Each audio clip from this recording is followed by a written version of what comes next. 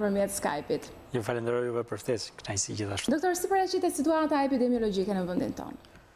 Paraqitet tashmë prej disa javësh relativisht stabil, pra gjejmë raste të reja, vazhdojmë gjejmë pak raste të cilat kanë nevojë për shtrim spitalor, një numër minimal njerëzish të shtruar në terapi intensive, patjetër.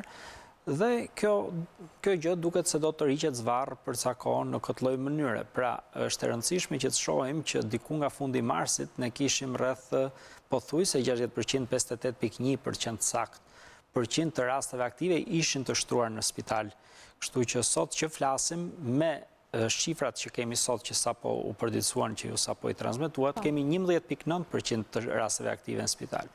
Pra, tregojmë një klinik shumë më të butë të virusit, pra flasim për rreth 5 fish më pak shtrime të rasteve aktive, flasim gjithmonë për rasteve aktive në ditë. Kjo vjen si pasojë e ngrohjes së motit apo virusi vetë ka pësuar dobësim? Ngrohja e motit patjetër do shoqërohej me një situatë më tepër zbutëse për sa i përket klinikës. Kjo është për çdo virus respirator. Nuk do zhdukte dot. E kemi thënë që në fillim që kjo s'do zhdukej, ngjashmërisht ndodh me gripin, gripi zhduket në verë. Kjo nuk do zhdukej dot në verë, do zbutej. Nga krau tjetër ka një element të dytë. Trupi jon, vetë imuniteti jon, edhe vetë cikli virusit, virusi nuk është në gjendje të replikohet vetë, replikohet brenda qelizave tona. Dhe sa më shumë qëndron aty, aq më shumë shfaqet një element që quhet përshtatje ndërmjet bartësit dhe virusit, që bën virusin të shfaq forma të ndryshme të tij, pra mutacione, të cilat shumica ndërmuese të rasteve. Pra, ka mutacion sipas jush gjatë kësaj periudhe? Jo sipas me, po sipas publikimeve të cilat janë bërë në shtetet ku kanë mundësi të studiojnë gjenetikën. Fatkeqësisht në Shqipëri nuk e kemi këtë mundësi. Studimet e para u bën në Hong Kong, sepse ato kishin edhe kontaktin e parë me virusin, pra që një hap përpara shteteve europiane. Nga krau tjetër, studimet bëra më tej, vënë re një diçka të përbashkët, pra një studim që sapo është publikuar nga University College London, vënë re diçka në 198 zona të ndryshme, vënë re një zbutje të virusit. Pra klinika e virusit është në rënje, duke çuar drejt pikërisht këtij elementi që po flasim, pra përshtatja bartës virus, i cili është një lajm i mirë patjetër. Është një lajm i mirë. Ndërkohë, duke ju referuar shifrave të ditëve të fundit, kemi një rritje të personave të prekur nga COVID-19, por edhe ju e thatë kemi uljet personave të shtruar. Në 24 orët e fundit kemi vetëm 7 shtrime, ndërkohë që kemi 17 të prekur nga COVID-19. Pse sipas jush ka ardhur kjo rritje menjëherë pas hapjes? Në fakt nuk është ndonjë rritje e madhe që mund pritej, sepse juve sapo e përmendët, kemi një vatër kryesore që është spitali. Pra, spitali nuk është qartë, por me numrat jemi në rritje gati sa periudha e pikut. Sa periudha e marsit, do thoja. Edhe në periudhën e pikut kemi qenë në këto shifra ndoshta edhe më pak. Sepse për ditë kemi nga 20 e ca raste, vetëm sot kemi 17. Por po të shifni edhe një gjë interesante, në të njëjtën periudhë kishte edhe të njëjtët numër testimesh. Pra me atë shprehjen e popullit, kush kërkon gjen, aq sa do kërkosh, aq do gjesh. Pra nëse kërkojmë në të njëjtat nivele, me të njëjtin saktësi epidemiologjike, do gjejmë prap të njëjtat numër rastesh, nuk ka asnjë lloj dyshimi për këtë. Nëse do bënim një shtim të numrit të testeve, po të vëmë re Maqedoninë që kemi ngjitur, ju e dishini që Maqedonia ka shumë më tepër raste, ato kryejnë edhe 6 fish më shumë teste se ne në ditë. Pra nuk ka asnjë lloj çudie që gjejnë edhe më shumë raste. Kjo është lidhur në mënyrë direkte, një korrelacion drejt numër testimesh me numër rastesh. Testimet janë në mënyrë pak a shumë të njëjtë, numrat janë pak a shumë të njëjtë. Por kjo do vazhdojë në mënyrë të vazhdueshme, mos të presim ndonjëherë që do kemi 0 për muaj me radhë. Pra për sa kohë do vazhdojmë të testojmë, aq do gjejmë. Flitet për një rikthim të valës së dytë, e kemi dëgjuar së fundmi në media flitet që vendi i parë që ka valën e dytë është Irani, ndoshta edhe këto vendet e tjera që kanë rritje të numrit, mund të mendohet se ka një rikthim të valës së dytë. Mund të kemi një rikthim të valës së dytë dhe mund të jetë po aq e rëndë sa që ishte në fillim, apo duke qenë se ka psuar këtë mutacion, virusi nuk do të jetë? Po duhet marrim parasysh një diçka. që virusi nuk është i njëjtë në çdo zonë gjeografike të botës. Kjo është e para, sepse mutacionet janë ndryshme në zonat ndryshme. Sigurisht. Që çojnë drejt një ngjashmërie të përbashkët, pra uljes klinikës, por mutacionet janë të ndryshme, e para. E dyta, vetë shoqëritë janë ndryshe. Pra shtetet të ndryshme ndryshojnë shumë njëra nga tjetra, pra ne nuk mund ta krahasojmë dot veten me Iranin. Unë do thoya hajde ta krahasojmë veten me Kosovën dhe të shohim se si jemi me ta. Italia ka ndryshime shumë mëdha nga ne, po vetë Italia ka ndryshime ndërmjet Veriut dhe Jugut. Pra po të shihni diferencat janë shumë të mëdha, pra ndërkohë që mund flasësh për një val 2 dhe Italia Veriu duhet ta mendojë se ç'do bëj për këtë, Italia Jugut heci shumë mirë dhe nuk pati problematik pothuajse fare. Njëjta gjë ndodh me Gjermaninë, perëndimore apo lindore, pra nuk është relativisht gabim të marrim një qasje globale me atë formatin që një mas kpucësh i bën mirë të gjithëve, nuk është e vërtetë kjo nuk ndodh. Kjo është qasja që don Organizata Botërore e Shëndetësisë të bëjë. Por shtetet të ndryshme kanë treguar shumë qartë që kanë pas ndikime të ndryshme dhe masat e ndryshme kanë dhënë efekte të ndryshme. Pra nuk mund të marrim dot një mas për të gjithë që është mbyllje absolute. Ditën e sotme, në fakt ju e përmendët edhe pak më parë studimin që kishit publikuar në rrjetet tuaja sociale me 2 lajme të mira, nëse mund ta flisni pak më gjerësisht. I pari lidhet me Kinën. I pari lidhet me faktin që më në fund kanë një datim më të saktë të virusit, pra kur virusi mund të jetë shfaqur për herë të parë, dhe është një interval, pra nuk ka një orë dhe datë fikse, është një interval që flet që nga fillimi i tetorit, saktësisht 8 tetori 2019 deri me 11 dhjetor 2019. Jemi shumë larg datave kur Kina ka pranuar që ka rastet e para. Kujtoj që me datë 14 janar Organizata Botërore e Shëndetësisë ende thonte që ky virus nuk transmetohet nga njeriu tek njeriu. Pra këtu jemi disa muaj më parë. Çfarë ndodh? Që nëse ne nuk e dim mirë dinamikën se si ka ndodhur në Kinë, pra vala si është ngritur në Kinë, por dim vetëm çka Kina na ka raportuar, ka bërë që kjo ka informuar në mënyrë të qëllimshme ata projeksionistë të cilët mendonin se këto të dhëna janë të sakta dhe zhvilluan projeksione të cilat ishin apokaliptike. Besoj të gjithë ju... Të gjithë në fakt u bazuan në këto projeksione. Këto projeksione tani janë të gabuara jo qëllimisht, sepse janë të bazuara mbi të dhëna që ishin dhe të dhënat ishin të gabuara qëllimisht. Pra, jemi në një moment tashti të një gabimit pa qëllimshëm, por kjo informoi politikën në secilin shtet. Dhe duke mos pasur një zë të dytë, pra një grupim të dytë, një informacion të dytë, shumë shtete me të drejtë u informua nga këto projeksionet gabuara dhe masat që janë gabuara. Të gabuara jo qëllimisht, sepse projeksionet ishin të gabuara. Pra, kjo na kushtoi shumë, jo vetëm neve si Shqipëri, kjo i kushtoi të gjithë rruzullit. Dhe e dyta ishte pikërisht elementi i dytë që në të gjitha shtetet kur ky studim është bërë, është vënë re që shfaqja klinike e virusit është zbutur. Pra kjo që ne shohim në Shqipëri nuk është një rast i lokalizuar, nuk është një çudi shqiptare, është një diçka që vret në të gjithë botën. Megjithatë, ju folët për një mutacion të këtij virusi. Pra ky virus lindi në Kinë dhe të gjitha epidemitë ndër vite flitet që këtë trajektore kanë ndjekur, pra kanë lindur në Azi për t'u spostuar më pas në kontinente të ndryshme.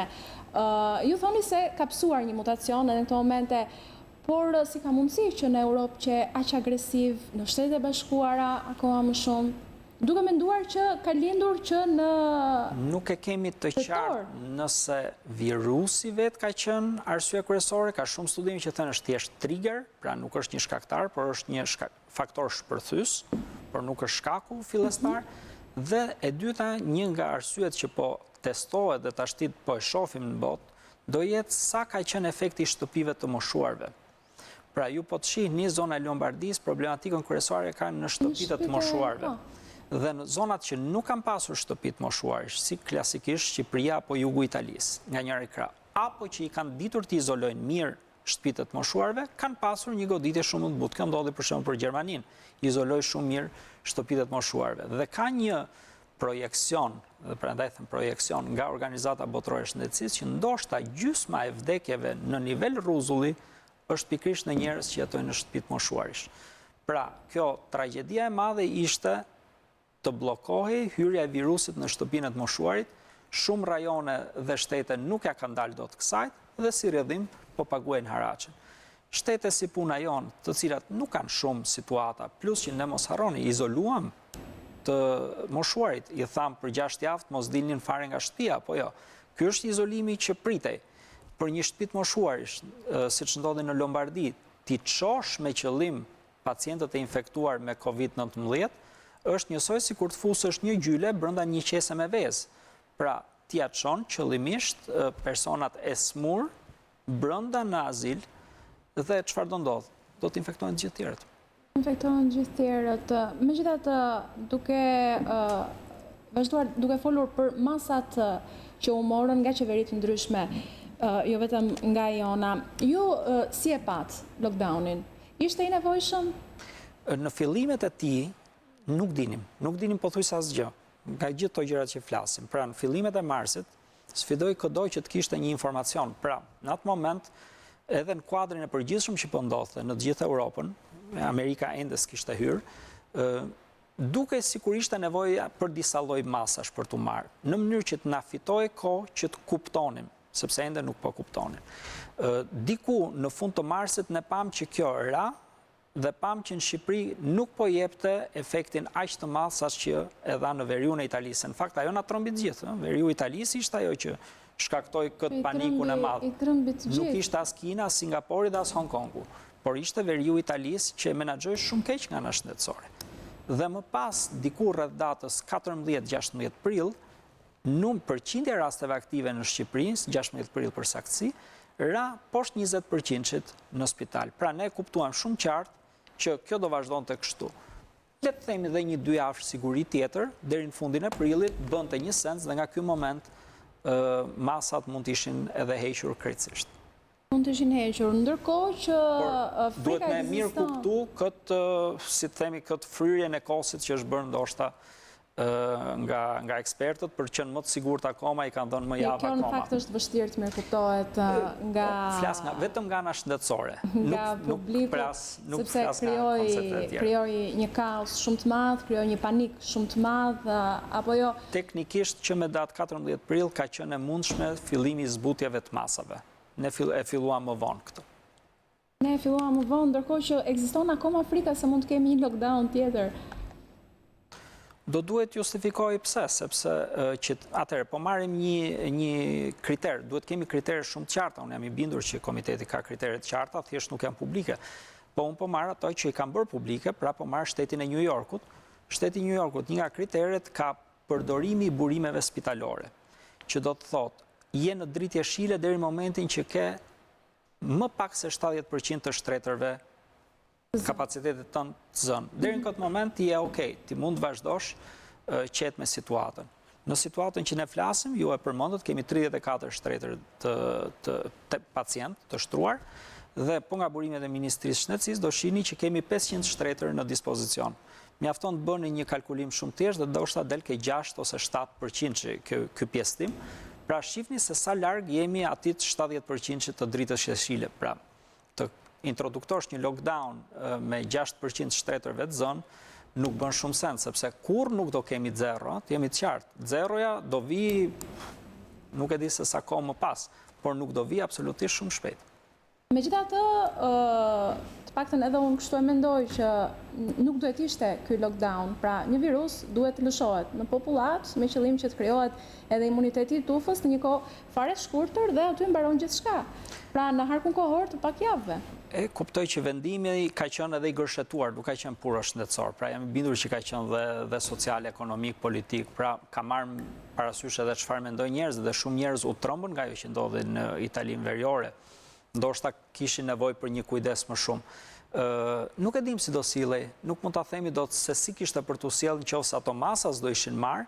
Ka shumë gjas që do kishim në një përllogaritje që është bërë bazuar mbi studime të shteteve tjera, që neve mund të kishim ndoshta 3 deri në 4 fish më shumë goditje në rast se ky do ishte lënë i lirë, pra situatën që sapo folëm. Që do të thotë, për periudhën e mars-prill ne kemi pasur afro 25-30 raste që përfunduan keq, do të thotë, do ishim diku ke 100.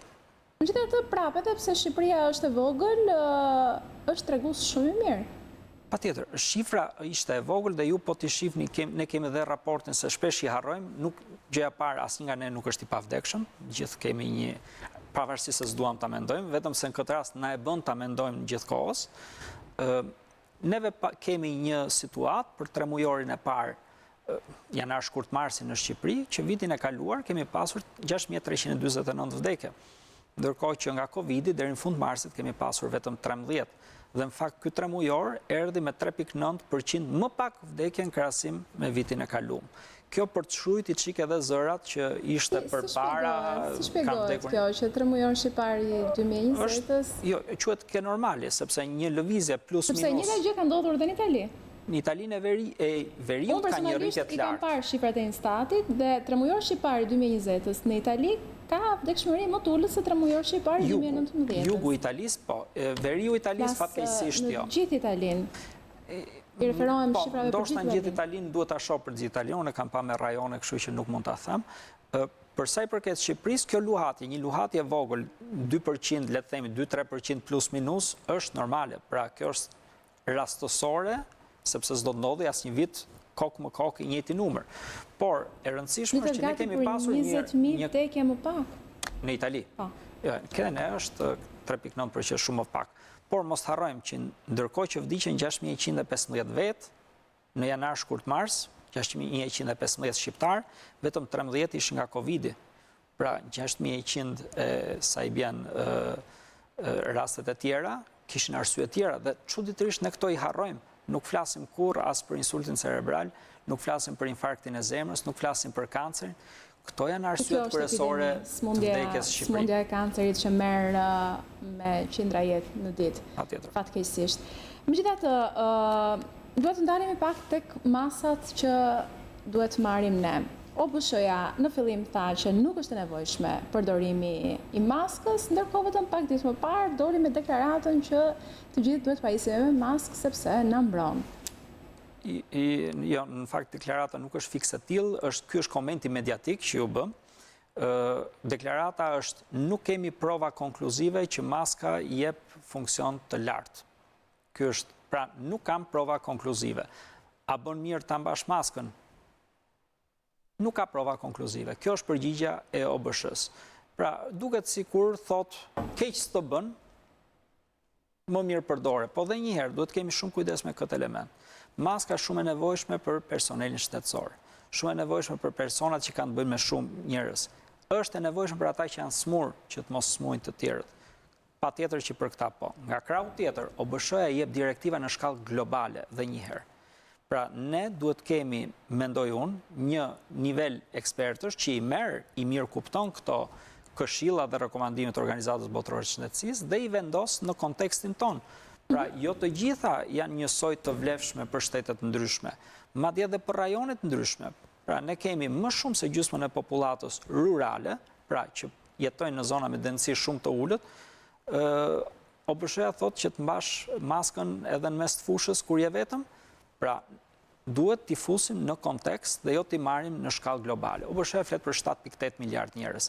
Ne kemi luksin të flasim vetëm për 2.8 milion. Ne kemi luksin të flasim për kaq pak për 2.8 milion dhe kryesisht për vendet që janë më të populluara, duke marrë këtu Tiranën, që është e para. Është e nevojshme që t'i marrim këto masane, që të dalim në rrugë me maska, apo? Personalisht nuk kam parë asnjë evidencë që të thotë që në komunitet, pra në ambiente të hapura, maskat të shërbej. Ajo që dim shërben sigurt është mos grumbullimi dhe ruajtja e distancës. Kjo është e sigurt që shërben. Përsa i përket maskës, është një shtesë. Pra, po ta kesh, nuk do bën të keq, por kujdes. Në fakt bën keq, sepse atë maskën ju e dini fare mirë që është një përdorimshë, ndërkohë njerëzit nuk e përdorin një përdorimshë dhe efektin e ka vetëm për pak orë. Patjetër, por nga krahu tjetër virusi aty jeton deri në 7 ditë. Pra, ti e mbajte pak orë të shpëtoj, marrim një situatë që të shpëtoj, sepse nuk e filtron as 100% të ajrit që futet, të jemi të qartë dhe për këtë. Pra, futet një pjesë brenda në mushkëri, për ndryshe ne do vdisim nga asfiksia. Virusi qëndron, pra të mbrojtin, marrim se që të mbrojtit, tani këtë maskën e madhe 6 ditë tjera, 5 ditë, unë kam parë disa lloj maskash që jam bindur që ndoshta kanë dhe 1 muaj, që përdoren, Në fakt shumica është. tash ti rrezikun e ke këtu. Pra ti e mban rrezikun gjithkohës me vete, njëri krah. Keq përdorimi maskës, pra hunda jashtë, maska nën mjekër e me radhë. Nuk kemi asnjë evidencë që virusi hyn nga mjekra, hyn nga hunda dhe nga goja, pra këto duhen mbuluar. E parë. E dyta, të jep një ndjenjë falso sigurie. Pra duke qenë se unë kam maskën, nuk më gjen gjë. Dhe si rrjedhim humbas distancimin. Pra filloj të qëndroj më afër, filloj rrokem, puthem, jap duart. Këto janë elementet që ne duhet të evitojmë.